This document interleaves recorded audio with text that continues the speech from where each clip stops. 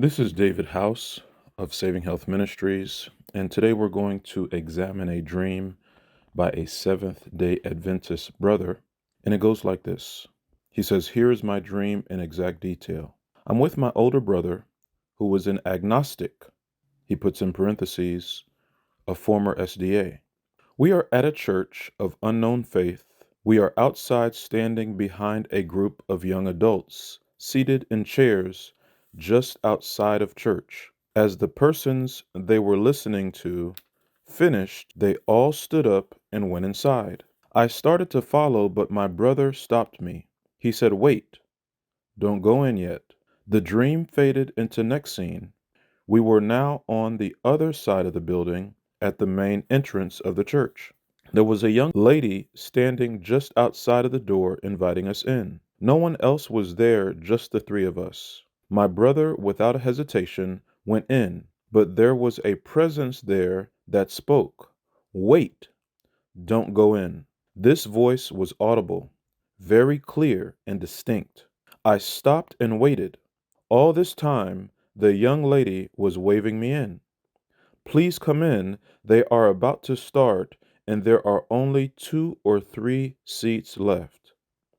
As she was turning to go in, she had been holding the door open for me. Again, a presence was holding me back. In the next moment, as I was now watching, as if I was an onlooker behind me, I saw myself standing there when a cloud appeared over my head and it started to rain on me, just my head, and a clear voice said, 'Latter rain.' Instantly, the dream ended.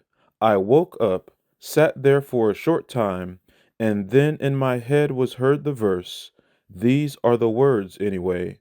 And he quotes Joel 2 and verse 28, which says, "Your old men shall dream dreams, your young men shall see visions." Many of you are familiar with that because in context it mentions the dark day in verse 31 of Joel 2.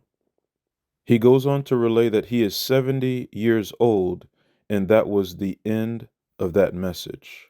Brothers and sisters, a few weeks ago we released a video on the SDA dreams that the three angels message is outside the Seventh-day Adventist General Conference. And this dream is another confirmation to that, to show that the latter rain is not falling inside of the church. God is doing a work outside the established body. We are at a time where God's work is in self-supporting work, and those who are supporting with their presence, with their finances, and their prayers, self-supporting work, are truly supporting the work of God.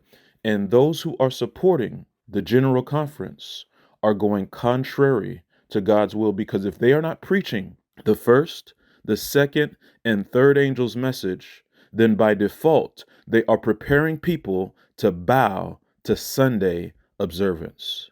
So where are you standing? Are you standing outside where the rain is falling? Or are you standing inside of the established body where the rain is not falling?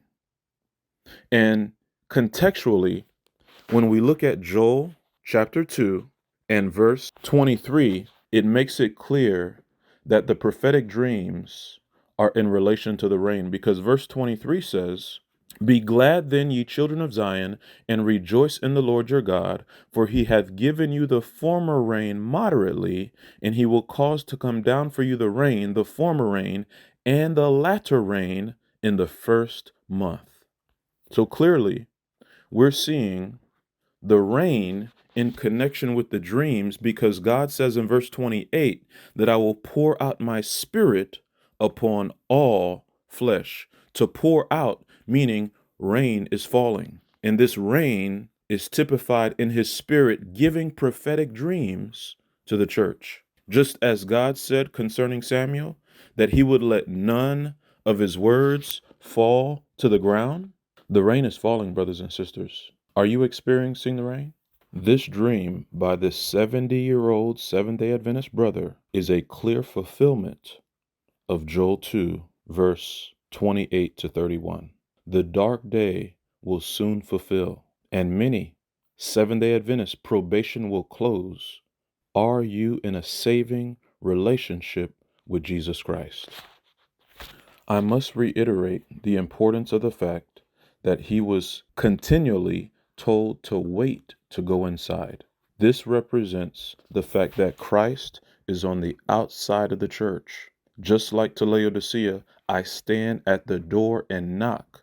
Christ is standing outside the church. He is not on the inside because of the apostasy, and the church has kicked Christ out by bringing the world into the church. And the fact that the word of God, the undiluted, unadulterated truth, is no longer being preached in the majority of pulpits.